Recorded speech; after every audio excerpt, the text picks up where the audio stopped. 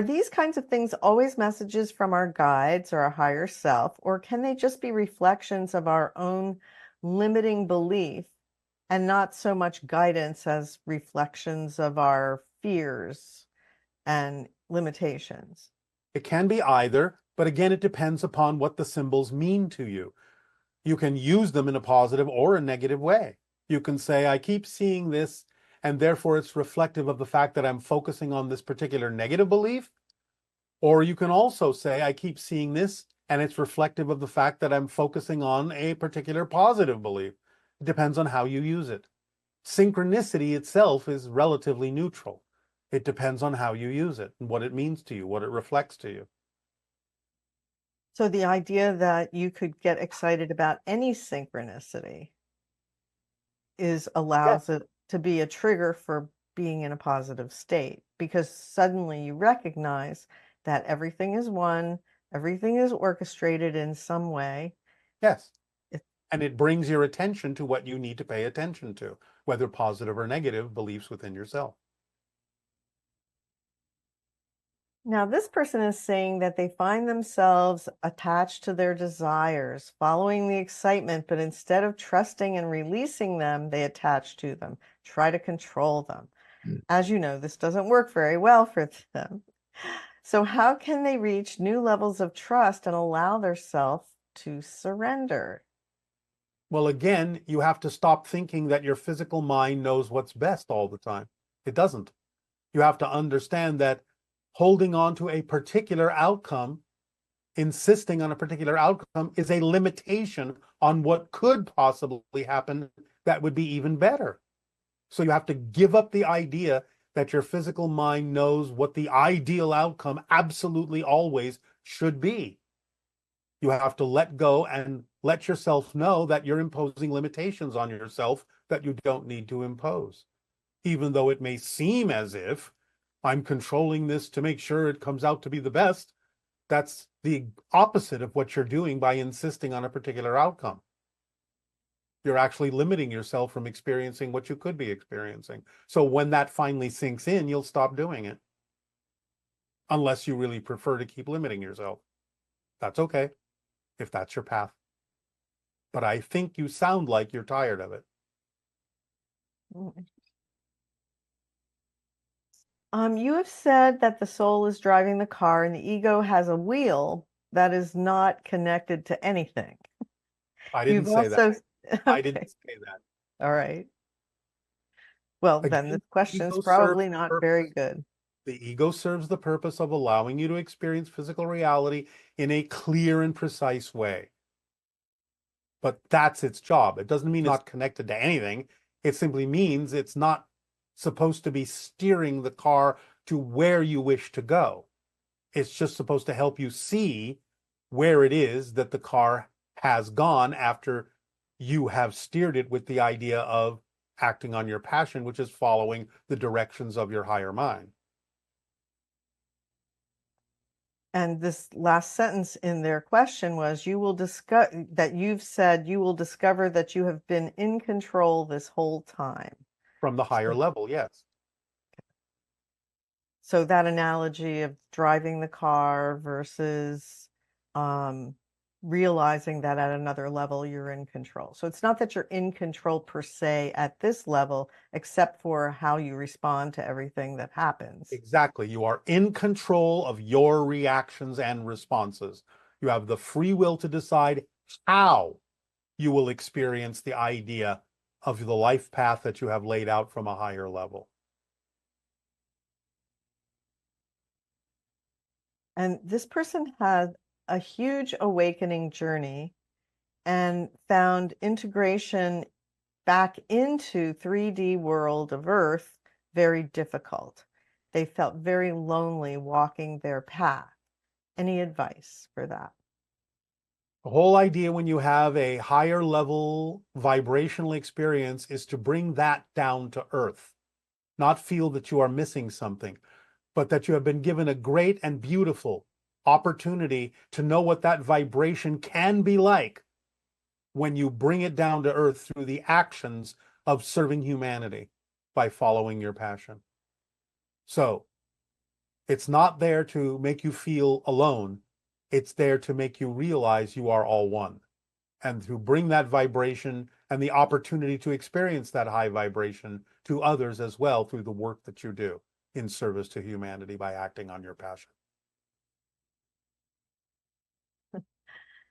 Okay. And um, is life more like a single player or a multi-player game? Is free will also orchestrated?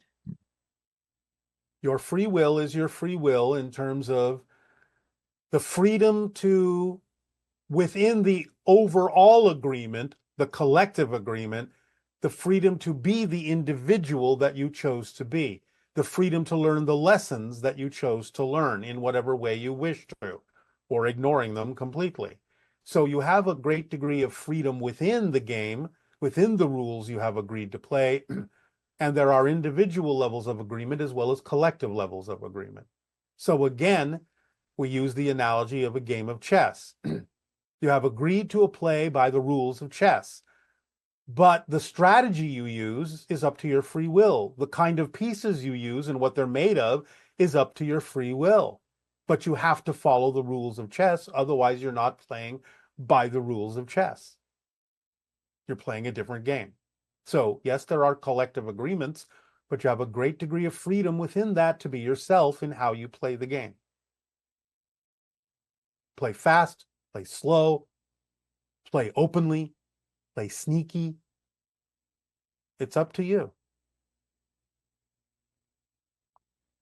Um, Next question. Are we and our loved ones really all our own unique souls that continue to exist in spirit after death? Or is it just like waves disappearing back into the ocean, so to speak? You all still exist. You always will still exist, even though you know you belong to a greater ocean. So the drops in the ocean never disappear, even though they know that they are drops in the ocean. They are still drops. Remember, it's this and that, not this or that, not one or the other. It's both. And can a place where you live in not want you there anymore? No, you can make it seem as if it doesn't want you by amping your vibes to the point where you color the vibration of the location to push you out of it because you're the one that doesn't want to be there anymore. And you're simply projecting that on the location to make it seem as if the location is pushing you out, but you're the one doing it. So a location can become vibrationally incompatible to you, but that doesn't mean it wants you to leave. It's simply reflecting what you're giving off, that you want yourself to move. And what role will Bashar and Daryl have post 2030? Will Daryl ever finally get to meet you face to face? Yes, and that's all we will say about that at this time. Okay. And how old are you for this particular transmission? Somewhere between 137 and 157, depending upon the question. And do you stay in your ship above Sedona, or do you go back and forth to Essassani, or are you able to be in two places at once? It's not so much being in two places at once, but I'm able to go back and forth without you necessarily noticing because time for me is not what it is for you. And you never sleep, right? No, But you rest. we can rest, Or when you're in a state of repose, is that a state of resting? kind of, or a state of activity in a different way, on a different level. So that is one piece of furniture that we would see in spaceships, chairs. When they are necessary, they will extrude from the floor. When they're no longer necessary, they will dissolve back into the floor or the wall, at least in our ships. And your demeanor translates through the channel in tone of voice, facial expressions, and physical gestures. However, when you laugh, your laughter does not translate through the channel, and you will tell us one moment we are laughing. I'm just curious about why your laughter does not translate through the channel. Can you explain? Yes, we have explained this before. Perhaps you have missed it. But a full body laugh will disconnect us from the channel because the channel will then withdraw within himself because laughter is very centralizing. And therefore, in a sense, it will wake the channel up. Do members of your species ever get the giggles? We laugh a lot. And are we your favorite laughter stimulator? Certainly, you are one of them. What other things do you encounter that That's make you laugh? enough for now. Okay. Um, how are the hybrid children birthed? Are they physically carried like human fetuses? And how is the human DNA connected to create hybrid children? I believe that many of you already understand that sometimes the fetus can be carried for a small length of time by the human female and then removed and placed in what you might call a maturation chamber, taken to full term from DNA that was collected and harvested in what you typically refer to as the abduction phenomenology. And will some forces of nature change on planet Earth upon open contact? For example, will the regions of the poles become less magnetic, or will gravity even become lighter? These things have absolutely nothing at all to do with open contact. No. Okay, and um, 1 second here. Seem to want to move. Um, can you elaborate more on the hive mind spectrum that different civilizations choose? Like, what is the difference in a negative hive mind spectrum that the Greys adopted from a positive hive mind spectrum where we are headed towards? Who says that the Greys are exhibiting a negative hive mind? This is a Well, with misunderstanding. If you mean that they adopted the idea of the hive mind because of certain other negative activities, and therefore the hive mind is what they needed to do to save themselves, that's a different issue if that's what you mean. We will and not is necessarily address further details of this right now. It will go into too lengthy of an explanation. okay. And is there such a thing as star seeds? Yes, of course, but star seeds are simply each and every single one of you who understands that you are here by choice participating in the evolution of humanity. So you're all star seeds in that context. Okay. And some teachings talk about how this world is totally neutral or doesn't have inherent meaning, and that we are the ones that give it meaning with our thoughts and beliefs. But you've also seen things in this world that have their own properties too, like some foods seem to be healthy, some substances seem to do certain things, etc. Can you help clarify this? Is everything neutral outside of our perception, or do things have their own vibrations and properties only? When things seem to Alone. have their own built-in meanings, it's because of the collective agreement, so you don't have to think about it. It doesn't mean that it always works for every individual. There can be some exceptions depending on your life path. But those things that seem kind of automatically built in are simply usually the result of the collective agreement so that you don't have to always think about it. So things that you have collectively said, well, this is generally a healthy thing to do, are simply put there by the collective. So again, you don't have to constantly reinforce that idea. You simply accept it as a given for most people on your planet. You also know that there can be exceptions depending upon what a person has chosen for their individual life path. So it just depends. But yes, it's all neutral to begin with, and the collective agreement may make some things seem to have built-in meaning, but that's just because of the collective agreement. They can be superseded by some people if that's part of their life path to do so. Okay.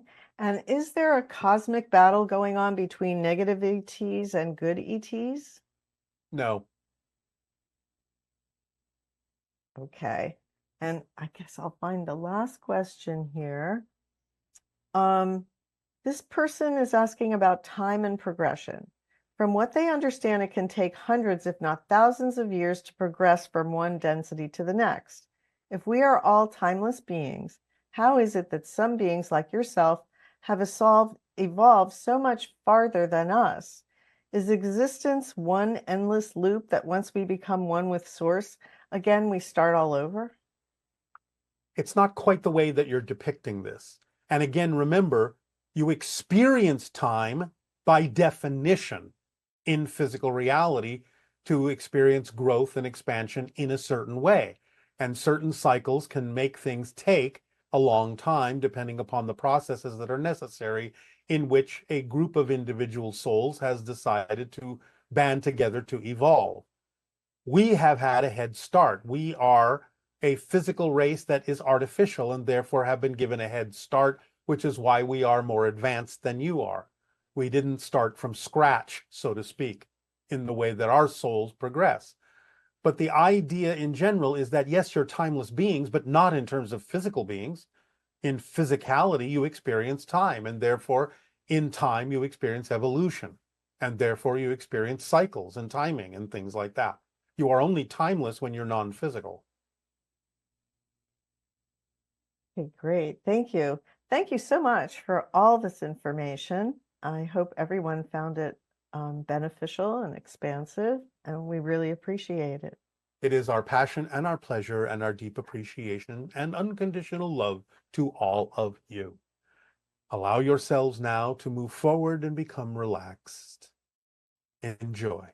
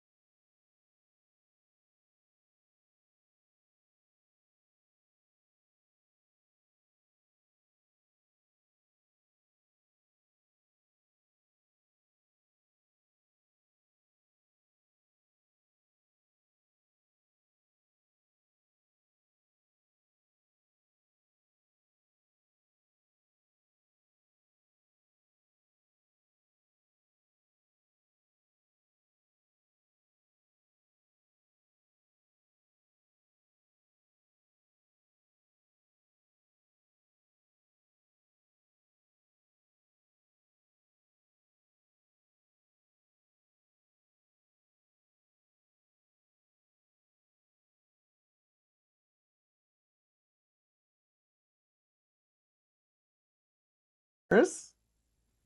All right, but before you ask, we are going to make a comment.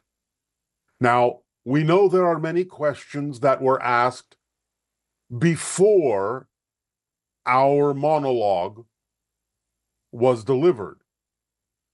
So we will reinforce the idea that many of those questions were most likely answered by us in the monologue.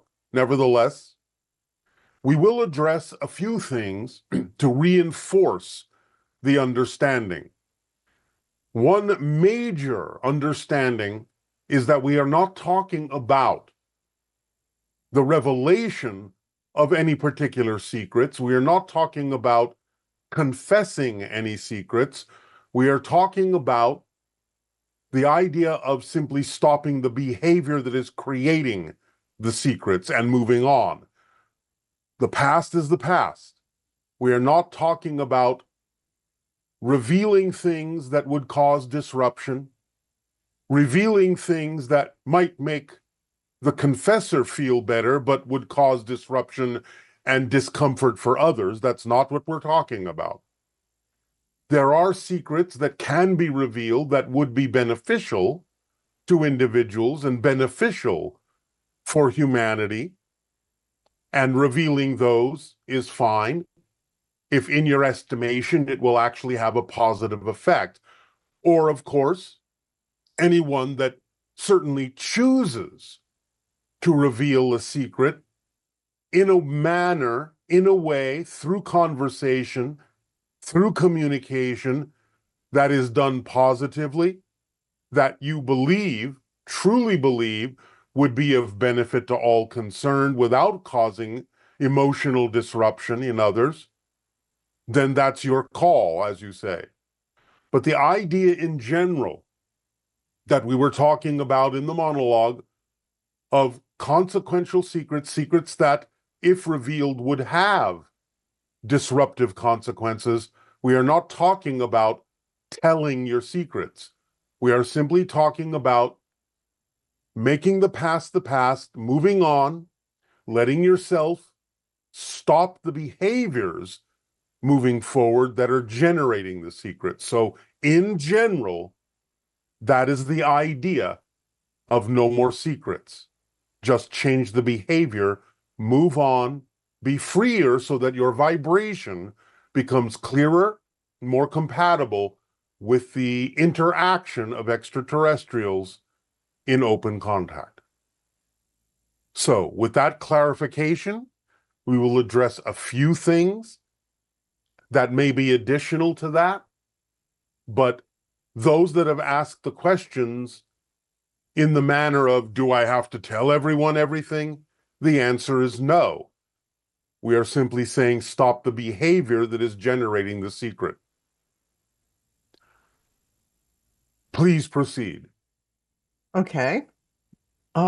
Does the idea of letting go of consequential secrets have to do with being fully authentic?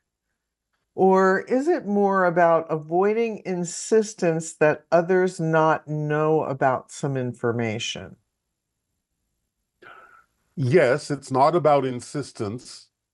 It is, again, as we have said, about clarifying oneself, moving on, moving forward, changing behaviors if necessary that are generating the consequential secrets, things that you know may be out of integrity, out of alignment with circumstances and situations that you have co-created with others.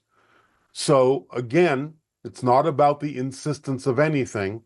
It's about letting go, being clearer, being free within yourself, letting go of self-judgment, forgiving oneself if necessary, moving forward in a clearer way, in a way that is more commensurate and more aligned with your core frequency that allows you to feel freer and more your true self.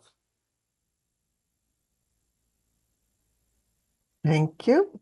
Um, can you discuss the difference between secrets and things like privacy, discretion, and personal boundaries? Well, as we said in the monologue, it's not about telling things that are, in essence, harmless.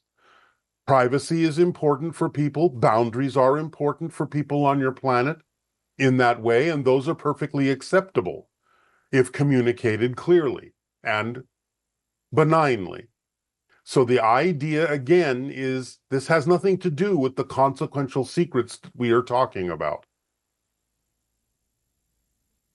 And then what about negative thoughts, judgments, and reactions? Well, it's Should we, always a good idea to clear oneself of the belief systems that may cause those kinds of negative reactions.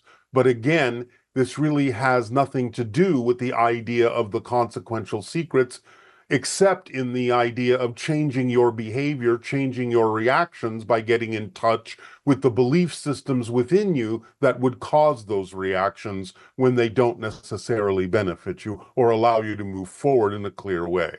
So changing the behavior is the common factor in what you have just relayed to us as a question, but it's not exactly the same thing as we were discussing.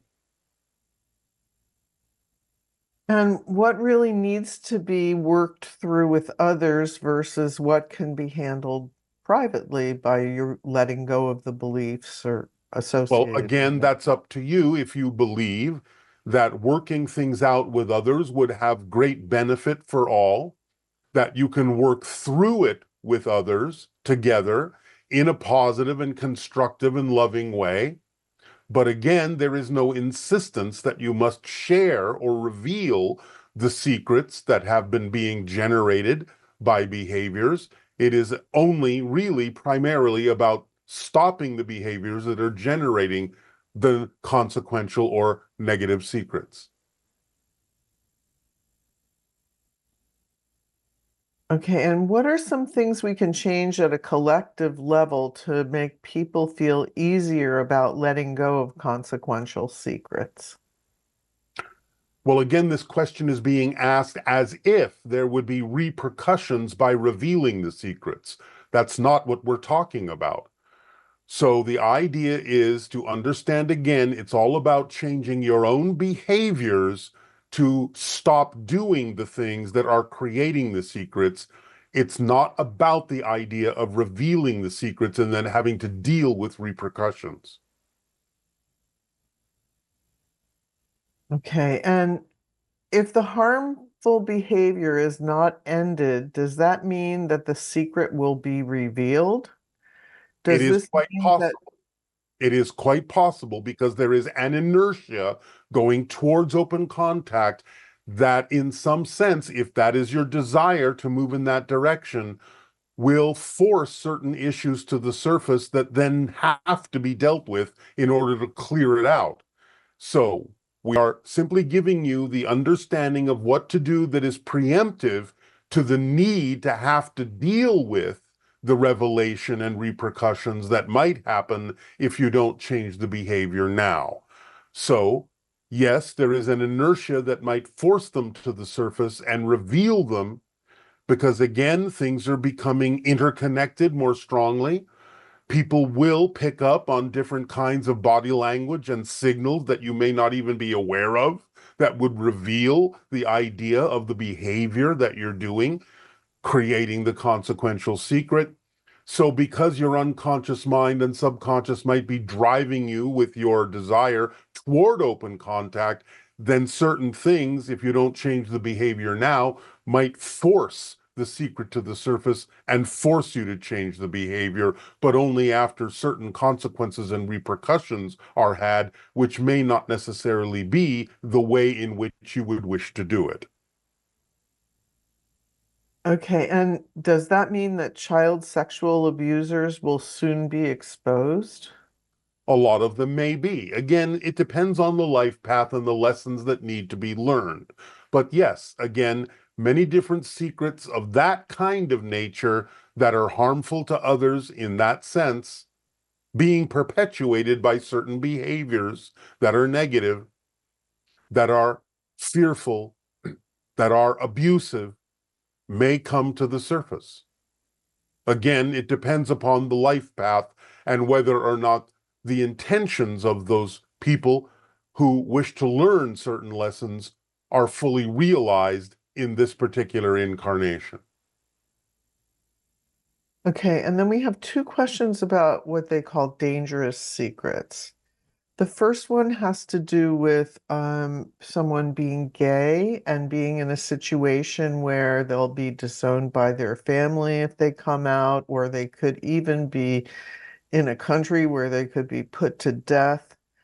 How do they deal with that kind of a situation?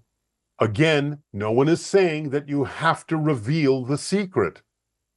Obviously, if you believe that the revelation of a secret is going to possibly put your life in danger, we are not talking about that. So they can continue the behavior without feeling that if they want to have contact, that could be, they could be exposed in a situation that would be particularly destructive or dangerous for them. Yes, they don't have to reveal the secret. However, we would suggest that they allow themselves to follow their passion and their synchronicity in such a manner that it may remove them from the dangerous situation so that they could possibly be comfortable in revealing secrets of that nature in a new environment where their life and their situation would not be put in danger. So it's about changing the environment that you're in to be more vibrationally compatible with being open about those kinds of things. If you are comfortable doing so, then follow the synchronicity that may lead you to those places where you don't have to worry that the revelation of that kind of a secret of your own true nature would actually put you in danger. But in the situation that you may already be in, no one is again saying that you actually have to reveal the secret. Again, it's about changing the behavior that is causing the consequential secret that would be truly disruptive to others who are not necessarily themselves negatively oriented. So we're not talking about appeasing people who may have fearful reactions to things. We are simply talking about putting yourself in a situation where you may feel more comfortable allowing such a secret to be known. Okay, and then another person did something illegal when they were younger and they were never caught, but they seem to carry with them the feeling that this secret's going to be revealed or it's still in their consciousness. What kind of advice can you give them about handling something like that? Well, since they have, we assume, discontinued the behavior of illegality, the idea of their guilt is simply that they have caught themselves. So, in other words, they are trying to punish themselves when no one exterior to them caught them and punished them. So, they are trying to punish themselves by feeling guilty about it for an extended period of time. But we would say your sentence has been served. You have already been penalized by the fear and the guilt that you've been feeling for so long. So you can release yourself and forgive yourself and be free from the sentence you have imposed upon yourself, as long as you know that doing that illegal behavior no longer serves you. Then you have learned your lesson, and that allows you to, as you say, get out of jail free. And then would the desire to correctly solve a dark secret be considered selfish if, for example, you were the only one who could do so decades later? It's having to do with, I guess, an ancestral secret. And if the person involved were a family member, could this desire or lack of desire have a negative impact on future generations? It could. But again, you have to assess for yourself what the value is in revealing that kind of a secret. As we have already said, if this is something that can truly benefit people, it is something that can be revealed in a positive way, a constructive way, so that lessons are learned and people can move on in their lives in a positive way. That's one thing. But again, if you find that the revelation of this secret would actually cause harm to people who, in and of their own selves, have done nothing negative, that's another issue. If you're talking about revealing the behavior of someone that has done something illegal, that's yet again another issue. Because again, if you know something about someone who has committed a crime in your society, then holding on to that information may itself be considered illegal in your society. So you have to weigh all the factors of exactly what the secret is that you're talking about. Since we cannot have an extended conversation with this particular questioner, then it has to be left up to the questioner to evaluate exactly what kind of a secret and what the consequences would be in the revelation of that secret, or whether they can simply move on if they're not the one generating the negative behavior.